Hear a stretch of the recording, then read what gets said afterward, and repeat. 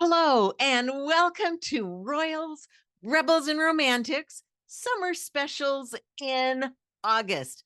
Can't believe it's already August, and I am delighted to say that this month sort of is a home-based episode. We have our own creative director, Lindsey Lindstrom, joining me for a couple of episodes. First, we're going to talk about what goes on behind the scenes writing a history book. Some of the research I have been able to do, the wonderful things I've seen and learned, and I'm really excited to share that with you. Then we'll be turning to some fun with fiction and looking at some of the murder mysteries that have tickled our fancy this summer. We're so excited you're joining us, so sit back and relax and enjoy summer specials with Royals, Rebels, and Romantics. Welcome to another of our summer special episodes on Royals, Rebels, and Romantics. And this time we're going to be talking about one of our favorite summer topics, murder. Lindsey Lindstrom is joining me, our own creative director, and we have been thinking about just something fun and different to do, having some fun with fiction, and we thought we would look at some of the Jane Austen novels that have been adapted into murder mysteries in these different ways. So welcome, Lindsey, and tell us a little bit about why that's so intriguing to you as a reader to see these adaptations of Jane Austen's novels. Right. Well, so I think for me, maybe it's kind of obvious, but for me, I think it's interesting because it's so clearly a different take on those stories. I think Jane dealt with a lot of difficult things in her books, but very subtly sometimes. And so, it's a different view of that world, right? Different to look at it through the lens of solving a mystery or someone has died. Right. It's pretty intense. Yes. And often, if we look at these, it ends up, some of these adaptations we're going to be talking about, it's either a main character that we know pretty well has died or is possibly implicated in the murder. So either as a murder, victim Right. or as the murderer. And so these characters that we've known in a different way. So I think that's really fun. And I've noticed a It's couple of fun. things that we've seen. One of them, there is a Jane Austen summer program that takes place every year. And I noticed that one summer they decided to really focus on some of the adaptations, the murder and murder as their theme.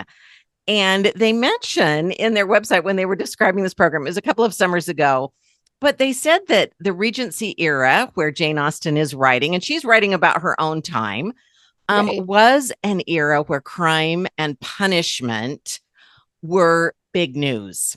And people heard about these dramatic crimes and they were very aware of crimes and punishments and executions even. And that although we don't really see that so much in Austen's story, like you said, she does deal with some complicated things. And one example of that is duels. And when you think about what a duel is, typically at the end, somebody shoots somebody and one Right. person is dead, right? And has been shot. I mean, that can happen. And there are two specific times that we see duels in Austen, and one of them is in Sense and Sensibility. Now, neither character ends up dead, so we don't really know what happened, but there's an allusion when Colonel Brandon is talking about Willoughby.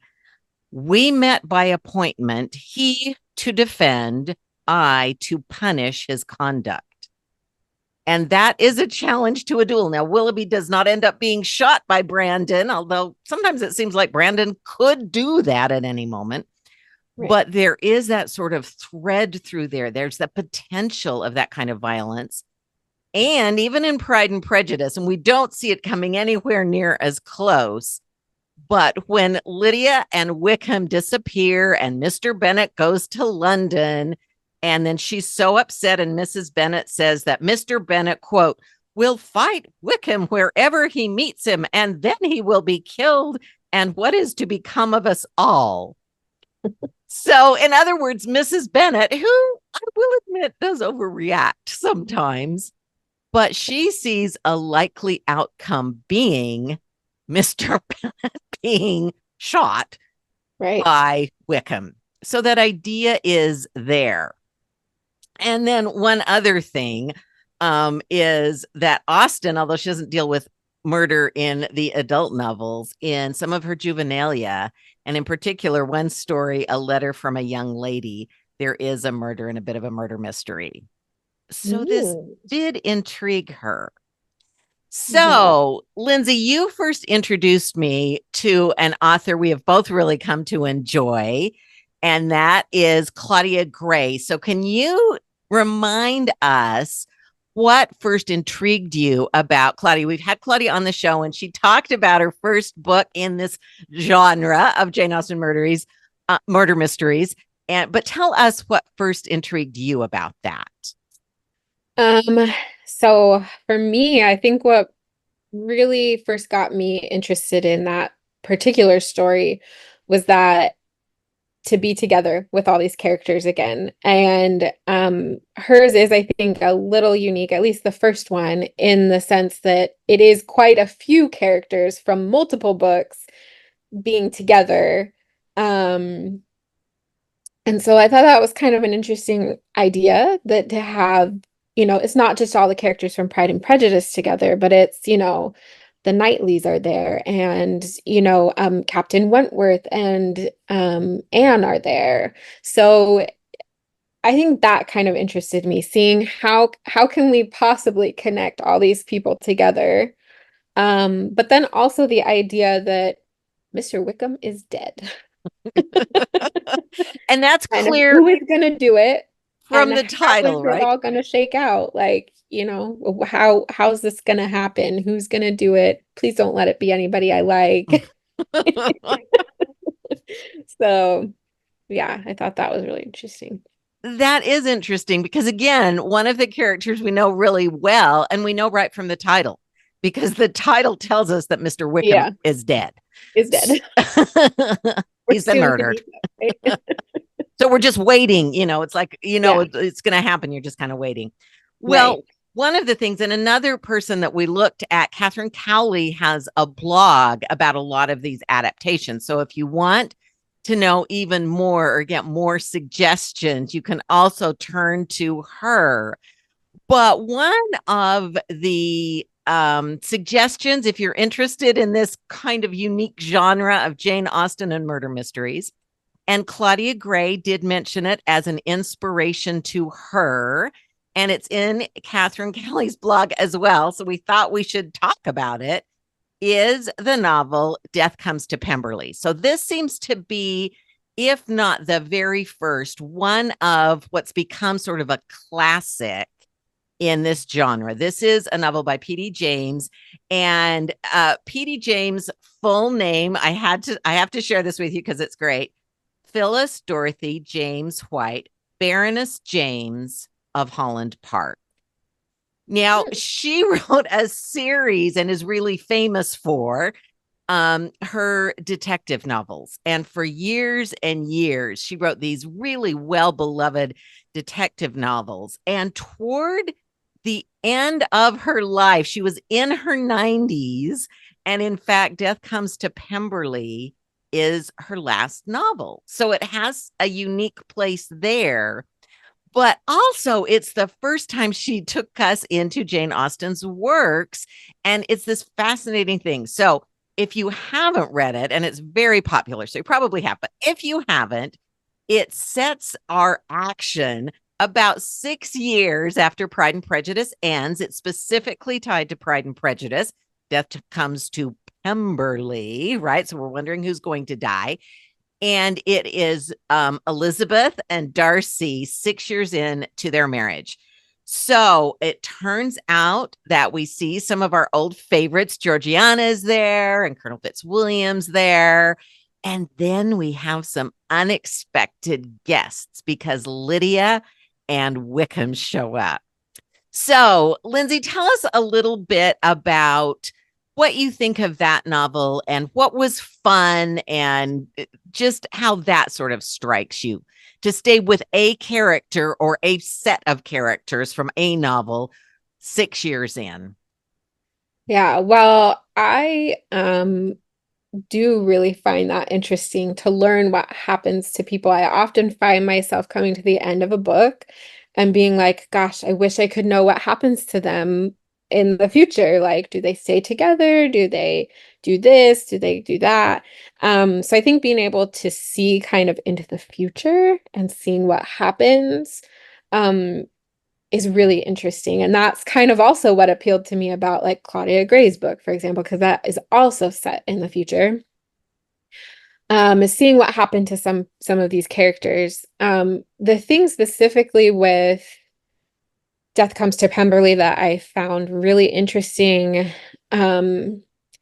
was, and now I don't really know a whole lot about like actual historical like Crime and Punishment, how that all worked out back in Regency times, but to me, it seemed very realistic. It seemed like, okay, this is the process that you would follow if someone were to be found murdered on your land, like, Yes.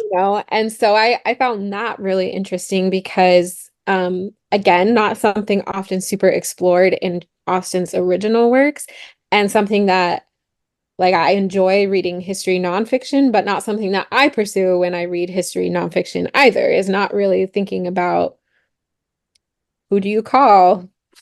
Are there police? How do you get to the judge? How do you figure out who done it?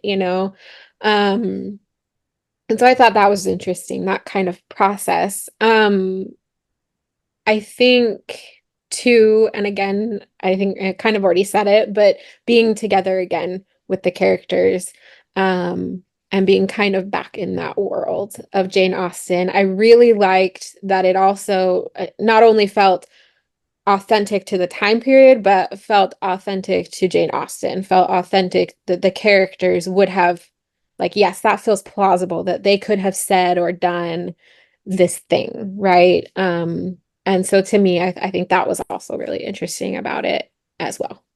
Yes, that they would be behaving this way maybe 6 years later. Right. Yep. And I will say not many, but several years ago at Folger Shakespeare Library, there was an exhibition about law and how it was enacted in England over the years. And when we were talking about that and ways of understanding different times and when the law switched from Latin and French and then English, one of the curators said, well, if you've ever read Death Comes to Pemberley, that is very accurate. So according to the Folger curator, Death Comes to Pemberley was an accurate representation of how the law was enacted. I mean, you're outside of London, you're in these little areas, and how justices would have attempted to make that happen. So that is sort of a classic because there are all these elements in it. A murder, and then is Wickham guilty? I will tell you, he is not the person murdered, and that, in fact, Claudia Gray said disappointed her. Here you had an opportunity to get rid of Wickham. So in her, and you didn't do it. Yeah. So her first book does.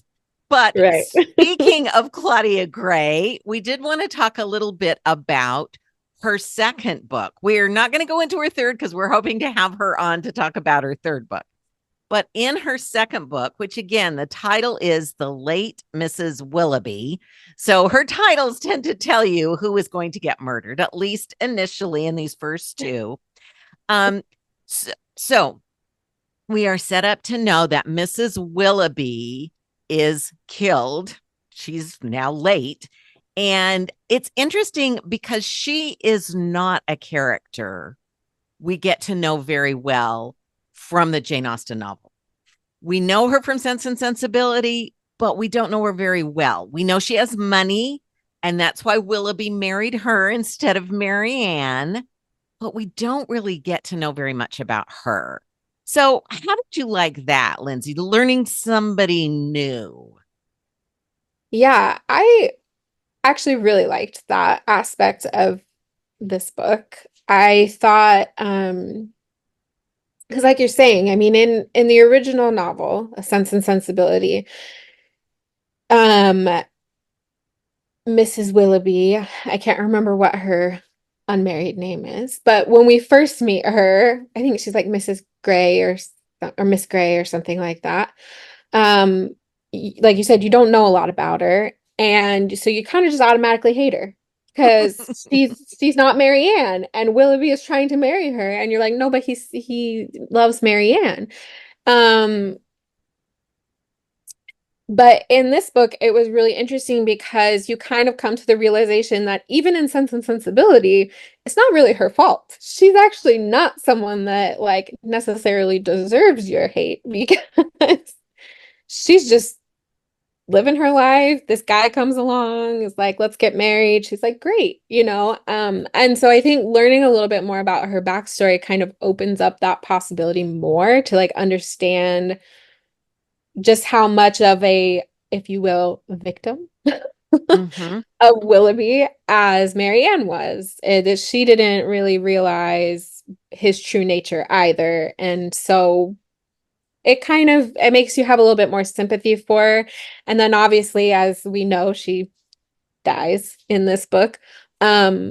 And kind of sad to see her go when she does. You know, it gives you a lot more, I think, sympathy for her and sympathy towards her death. And um, yeah, which is really an interesting thing to be feeling for someone that you previously maybe didn't have a whole lot of sympathy for. So That is interesting because in carrying her a little ways into the future, as Claudia Gray does in The Late Mrs. Willoughby, I want to make sure I got the title right.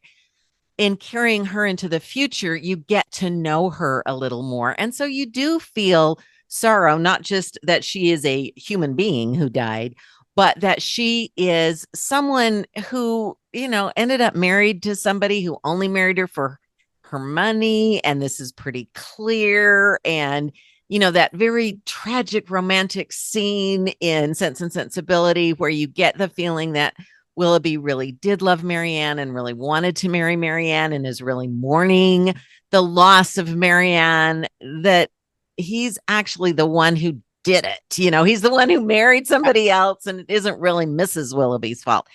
So it right. is really interesting. And another thing that Claudia Gray has done here, which is interesting, is the young characters, sort of the children of some of the characters we met in Pride and Prejudice or Sense and Sensibility. So the younger generation is very active in these stories. And especially there is a young Mr. Darcy and a young Miss Tilney who are solving these murders. And so it's intriguing. And we've been told, we're going to hopefully talk to Claudia, but that she is realizing that if she wants these characters to maybe be involved in some other murders within this world, she needs to figure out a way where it's not just like every time they go to a party, somebody ends up dead, because, it's just kind of happened a Yeah, couple of times. right. Like one of those towns where, Murder, She Wrote takes place and there's just dead Right. people all the time. Everybody's dying. Yeah. So stay away from there. Right. But it is really interesting that Claudia Gray is continuing this idea of these characters later in their lives, and you're seeing how things sort of play out. And the murders tend to be part of how things play out. So stay tuned, because there's more to come, and she's already written another one. Now, there's another set or another way of doing this that's again different, still in the Jane Austen time frame, but it's as if the characters are sort of transported into another life within that time period. So they're doing very, very different things. And these are, I hope I'm pronouncing her name correctly, Tisra Price has 3 books so far: Crime and Premeditation, Sense and Second Degree Murder, and Manslaughter Park. So kudos on those clever titles. And Lindsey, this was sort of your area. So what can you tell us about these novels?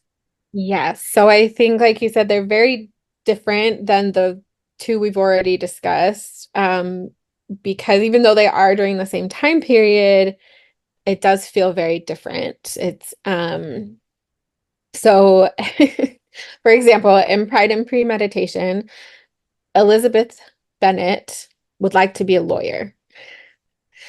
Um, which is very different from her original story and even from these other adaptations of Jane Austen's works. Um, and Bingley is accused of murdering his brother-in-law, and so she thinks, this is a great opportunity for me to go and offer my services. I already have some thoughts about maybe what's going on here. And so she does that, but when she shows up, Darcy's there, and he's from a rival law firm called Pemberley Associates. And already has been like assigned the case and everything, but Bingley, because he's super nice, um allows Elizabeth the opportunity to work with Darcy. And so there are some similarities in these books with, like, for example, Elizabeth and Darcy being thrown together often and at first really not getting along, but then eventually realizing the good in each other and coming together to work together. And so that's a theme that's pretty true to the original. Um, but everything takes place in London. All the main characters, they have career aspirations that get helped by the mystery and help them achieve these goals. Um, and so in that way it's very different. It's a very different idea to something like Claudia Gray's books or Death Comes to Pemberley. And I kind of think of it as like that those ones, they felt like coming home. It felt like being together again with like your best literary friends and stuff. Um, but this one feels like, okay, we just got, stepped through a portal into a whole new world and this is a whole different thing. So it didn't feel like that familiar Jane Austen-y feel to it. I did think the mysteries were really well done. I did think that, the story and the characters and their motivations for what they were doing were well done, and it was an interesting story, but I do think that was hard for me to not have that kind of like being together with your friends again feeling about the characters, that these characters were kind of whole new people to me almost in that sense, which I guess in one way is kind of fun, but in Yeah. another way was a little hard because if you're used to and expecting and wanting a Jane Austen-y story, it's hard not to be with that kind of a story. But it was really interesting. It was interesting to see um Elizabeth try to be a lawyer, to do lawyerly things. It was interesting to see in Sense and Second Degree Murder, Marianne wants to be a detective. And so it's interesting to see them play these different roles, but it definitely took some getting used to, I think, for sure, having them be in that different setting, in that different kind of personality. I mean, I guess they're sort of similar personalities, but a little different, right? Different goals. Yes, that sounds like it could be a little jarring if you're expecting Lizzie Bennet to be Lizzie Bennet and it turns out she's trying to be an attorney. I mean, that's just different. And didn't you say her father is an attorney?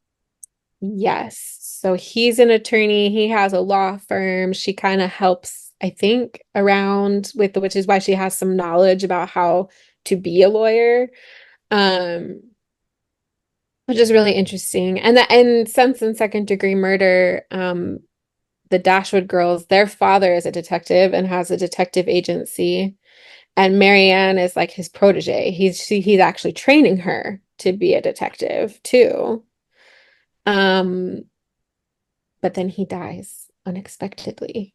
And so that's where it's interesting too, because you kind of do see some of the same events from the stories, like in Sense and Sensibility, their father does die, and they do have to like, they are kicked out of their home by Fanny, and they do have to, kind of learn how to shift for themselves, right? And that happens also in Sense and Second Degree Murder. They have to figure things out. She no longer is gonna get the family business, and she has to learn how to deal with that. And again, I think a little bit of that proving yourself, using this mystery that you're given of their father's death to prove themselves. And um so yeah, it is really interesting to see that, and to see how they deal with that. Well, it is intriguing. I mean, that's a very different way of approaching, and that's what we kind of wanted to talk about today. It's within sort of this same intriguing genre, but it's approached in really different ways. Yeah. And so Lindsey and I both chose to, read one or two. And so the one I read, I'm just going to hold it up. I'm holding it up so you can't see your name. Midnight in Austenland by Shannon Hale. And I have to admit that when I saw the list of recommended murder mysteries in Jane Austen, that connection, that my granddaughter loves Shannon Hale's books right now. She is the author of many children's and YA books, and The Princess in Black is a big hit. So I did want to be able to tell my granddaughter that I am reading a book by one of her favorite authors. So that was part of my input to grab this book from our list. And I was also intrigued because Shannon Hale is not only going into a new genre, she's going into a new group in terms of her audience. Her first adult book was Austenland. So she described herself as being a big Jane Austen fan. And what she does, and the difference in this book, both Austenland and Midnight in Austenland, they're two different books, is she sets it in our time. And so in both cases, in both of these books, she has a woman of our time who, for some reason, needs a break. From various parts of her life, she just needs a retreat. And what you can do is book yourself a 2-week stay at Pembroke Park in England, which is modeled very much after Pemberley. And you have to dress up when you go there like you were in Regency time. You are given a new name. You're not really 100% sure of the other guests who are there for that 2-week stay, who are real guests just like you, who are thrown into it. Some of them are hired to be there as guests or hired to be there as different parts of the staff.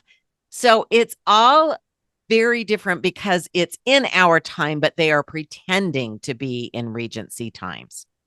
So the first one, Austenland, is like a Jane Austen book because they go to Austenland. They are in Pembroke Park. And this main character, of course, there's someone she thinks she might be attracted to, sort of the Wickham type. It's very much Pride and Prejudice, the Wickham type character, but it turns out the character that's sort of been pushing her buttons is, of course, the one, that's the Mr. Darcy character. So that one was that. But this one takes on some very darker and different themes. And one of the things, right off the bat, that you're sort of in a different world than Austenland, it's midnight in Austenland, is that the main character has just gone through a divorce. And her husband has had an affair, which she didn't see, but she realized she was trying not to see.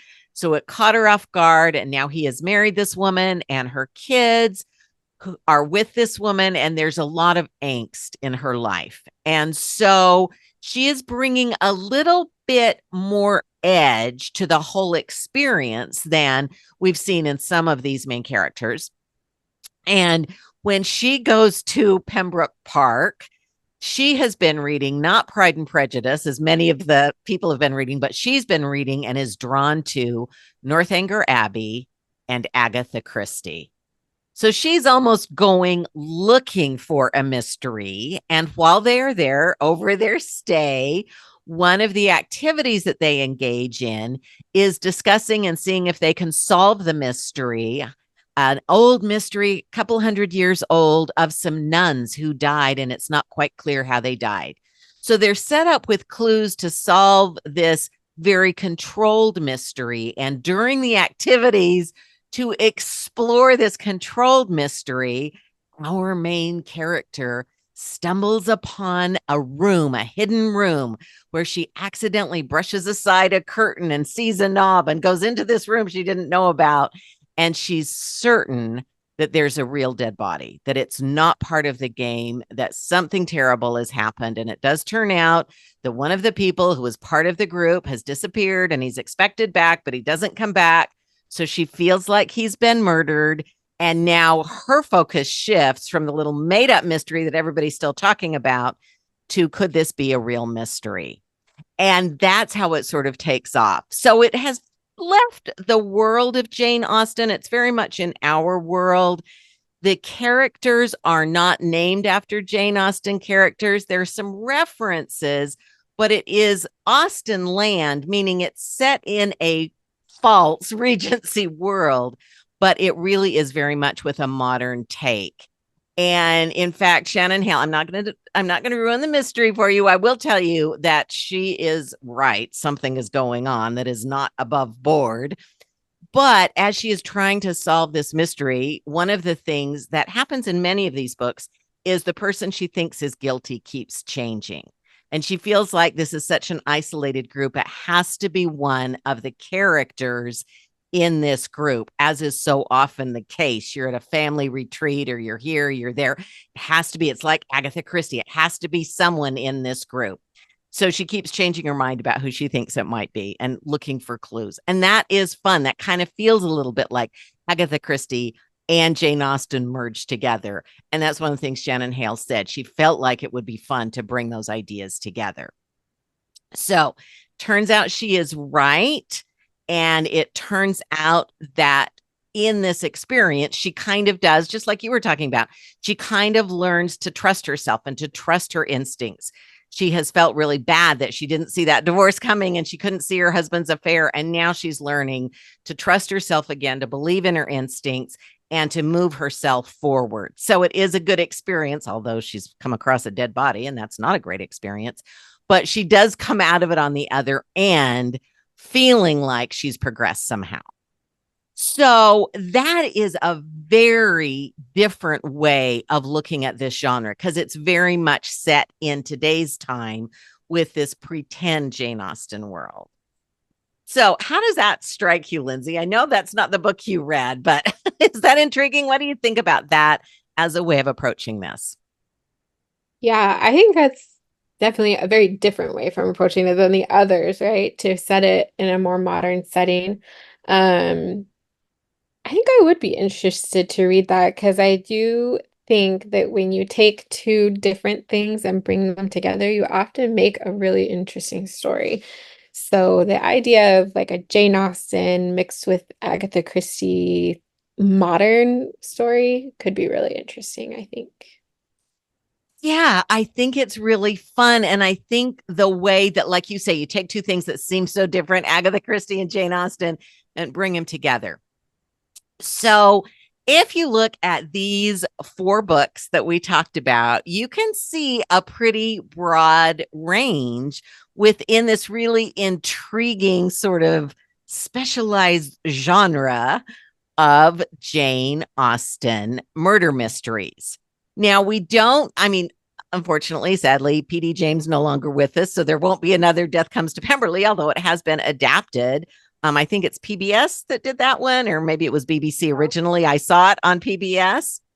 And so that is sort of known as a classic. But we know Claudia Gray has written one more.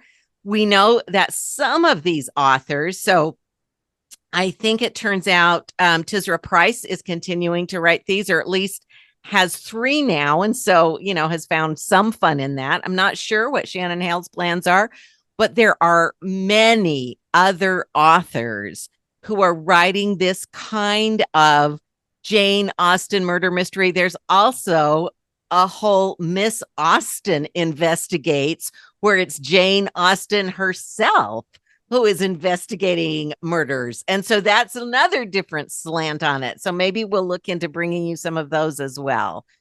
But we just thought it would be fun for summer to look at reading some of the books we love so much, Jane Austen, and reading adaptations that have a different slant to them.